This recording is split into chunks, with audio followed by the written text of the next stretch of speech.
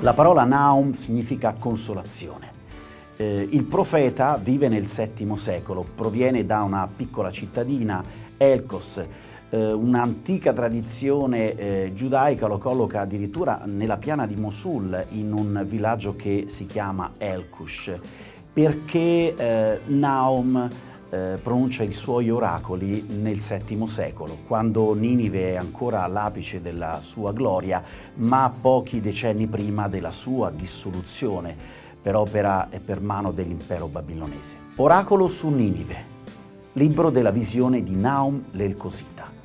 Così inizia il libro e, tanto per chiarirci, non c'è un lieto fine, anzi il lieto fine di Nahum è la caduta di Ninive. E Ninive riporta subito alla mente un altro grande profeta, Giona, quello a cui Dio ordina di andare a predicare la conversione e la rimissione dei peccati proprio a Ninive. Giona non andrà perché non vuole vedere lo spettacolo triste della conversione e della misericordia del Signore. Ecco, è importante considerare questi due libri, da una parte l'immagine della misericordia e dall'altra l'immagine della vendetta, Giona e Nahum, due libri che dibattono all'interno della Bibbia e che risolvono a modo loro il rapporto con il nemico. Gli esperti ci dicono che il libro di Nahum possiede una poetica molto efficace, è uno dei più importanti dal punto di vista letterario. Dal punto di vista teologico è una sorta di poeta patriota che con toni anche di sfida, a volte sarcastici, cerca di prendere in giro il potere che per centinaia di anni aveva devastato e dominato tutto il mondo orientale. Sentite come si esprime il profeta quando parla delle possenti mura di Ninive che sembravano inespugnabili, che invece nel 609 le truppe babilonesi devastano. Tutte le tue fortezze sono come fichi, carichi di frutti primaticci, appena scossi cadono i fichi in bocca a chi li vuole mangiare.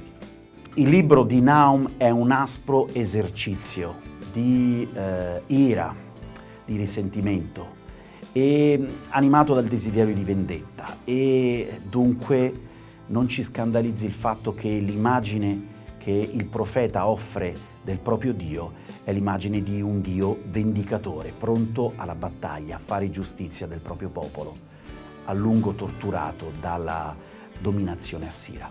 Un Dio geloso e vendicatore è il Signore. Vendicatore è il Signore, pieno di sdegno. Il Signore si vendica degli avversari e serba rancore verso i nemici. Il Signore è lento all'ira, ma grande in potenza e nulla lascia impunito. I primi 8 versetti del libro di Nahum sono tra i più potenti in questo senso in tutto l'Antico Testamento, e l'immagine della vendetta del Signore viene offerta senza eguali. Dopo aver annunciato il furore dell'ira divina, ecco che nel secondo capitolo Nahum parla ormai della distruzione di questa città, della capitolazione, e le parole che il profeta mostra nei confronti della città di Ninive sono parole di veleno, definizioni di una forza e di una durezza, direi, sorprendente. La signora, una vasca piena d'acqua, la tana dei leoni, la città sanguinaria, la prostituta, la bella maliarda, la maestra di incanti e di mercanti. E poi, con dovizia di particolari, ecco che il profeta passa a descrivere come sarà la distruzione e che cosa produrrà negli abitanti della città di Ninive. Saccheggiate l'argento, saccheggiate l'oro, ci sono tesori infiniti, ammassi di oggetti preziosi, devastazione, spogliazione, desolazione, cuori scoraggiati, ginocchia vacillanti, in tutti i cuori e lo spasimo, su tutti i volti il pallore. E nel 609 le truppe babilonesi spazzano via l'esercito assiro e conquistano la grande città di Ninive.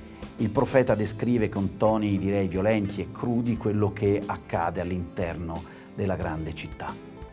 Anch'essa fu deportata, andò schiava in esilio, anche i suoi bambini furono sfracellati ai crocicchi di tutte le strade.